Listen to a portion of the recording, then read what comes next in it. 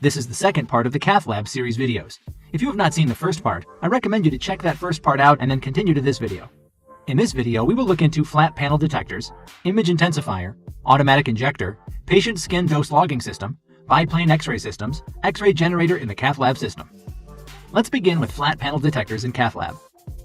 In flat panel detectors, X-rays pass through the subject being imaged and strike one of the two types of detectors. First, we will look into indirect detectors. Indirect detectors contain a layer of scintillator material, typically either gadolinium oxysulfide or cesium iodide, which converts the X-rays into light. Directly behind the scintillator layer is an amorphous silicon detector array manufactured using a process very similar to that used to make LCD televisions and computer monitors. Like a TFT LCD display, millions of roughly 0.2 mm pixels, each containing a thin film transistor, form a grid pattern in amorphous silicon on the glass substrate.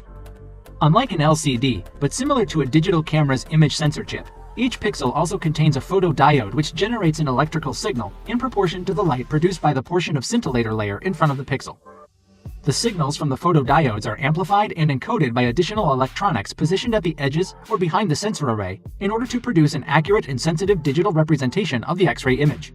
The second type of detectors are direct FPDS. Direct conversion imagers utilize photoconductors such as amorphous selenium to capture and convert incident X-ray photons directly into electric charge. X-ray photons incident upon a layer of A-SE generate electron hole pairs via the internal photoelectric effect. A bias voltage applied to the depth of the selenium layer draw the electrons and holes to corresponding electrodes. The generated current is thus proportional to the intensity of the irradiation. Signal is then read out using underlying readout electronics, typically a thin film transistor or TFT array. Let's look into image intensifier in Cath Lab. Image intensifier tubes, or IITs, are optoelectronic devices that allow many devices and medical imaging devices to function. They convert low levels of light from various wavelengths into visible quantities of light at a single wavelength. Image intensifiers convert low levels of light photons into electrons, amplify those electrons, and then convert the electrons back into photons of light. Photons from a low light source enter an objective lens which focuses an image into a photocathode. The photocathode releases electrons via the photoelectric effect as the incoming photons hit it. The electrons are accelerated through a high voltage potential into a microchannel plate, or MCP. Each high-energy electron that strikes the MPC causes the release of many electrons from the MCP in a process called secondary cascaded emission.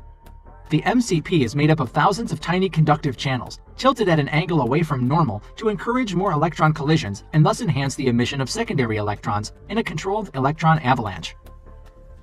Let's move on to automatic injectors in Cath Lab. Automated contrast injectors were first introduced in the Cath Lab as a way to conserve contrast media in an effort to save money, Newton said. However, using less contrast has now become an important patient safety issue. There is increasing concern over patient contrast dosage during procedures, particularly in patients with renal impairment. The iodine-based imaging agents used in angiography and CT can cause contrast-induced nephropathy, CIN. Automated contrast injection systems help physicians monitor the dosage used. Some systems also allow physicians to set the precise amount of contrast used during each injection. Manual devices in some automated systems do not allow for meticulous control of the flow rate, amount, and peak pressure. Let's know about patient skin dose logging system in Cath Lab. A mathematical model has been developed for the assessment of patient skin doses from cardiac catheterization procedures. This uses exposure and projection data stored in the DICOM image files. Since these contain only information about the acquisition runs, a correction is needed to estimate and include the contribution from fluoroscopy. Maximum skin doses calculated by the model were found to correlate well with those measured on Kodak EDR2 film. 3 methods for including the contribution from fluoroscopy were investigated, and all successfully identified patients receiving skin doses in excess of 1 GY. It is hoped to automate this tool for routine assessment of skin doses in our cardiac catheterization laboratories. The next topic is biplane X-ray systems in Cath Lab. A specialized cardiac catheterization suite in which transoesophageal echocardiography is performed. The process uses 2 sets of imaging sources and cameras, each free to move independently, allowing 2 sets of images to be taken with each injection of radiocontrast. Biplane Cath Lab systems acquire 3D images much faster than single-plane Cath Labs. That's because they capture image data from detectors on 2 axes instead of 1. However, single-plane systems are also capable of 3D imaging. However, it takes longer for the C-arm to move, so the software's reconstruction process can cause a delay. Biplane systems come with 3D software standard, while it must be added to single-plane labs. Let's end this video with X-ray generator. 3 types of X-ray generators have been and continue to be sold for cardiac cath labs. 3-phase MA switched, 3-phase KVP switched, and high-frequency inverter units. Regardless of the type purchased, the generator should be capable of generating 80 to 100 kilowatts of power. This kilowatt rating is necessary first to penetrate large patients in oblique projections adequately during image recording. Second, the large kilowatt rating provides high tube currents. These high tube currents allow the automatic brightness control system to select lower X-ray tube potentials on large patients, which improves contrast in the image and visualization of small vessels. Ideally, the KVP during an angiography recording should be in the 70 to 80 kVp range to match the effective energy of the X-ray beam to the K edge of the iodine contrast media.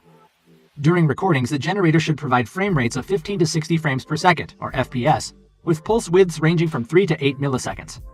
For adult patients, 15 to 30 FPS Cine is adequate if a scan converter is available during playback of digitized images to eliminate flicker. Very short pulse widths should be avoided because the duration of the X-ray pulse is too short to activate the image intensifier efficiently. Pulse widths greater than 8 milliseconds result in images with too much motion unsharpness. That was the end of the Cath Lab series videos. If you liked the video, do subscribe to the channel and give us a thumbs up so we can bring you more topics to learn about biomedical instruments. Thanks for watching Biomedical Engineers.